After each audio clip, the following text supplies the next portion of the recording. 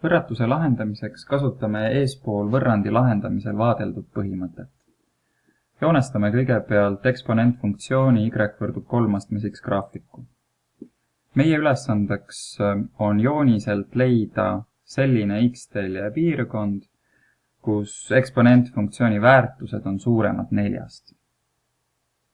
Joonestame koordinaattasandile ka sirge y võrdub 4 ja nüüd on hästi näha, et eksponentfunktsioon saavutab väärtuse 4, kui x on ligikaudselt 1,3.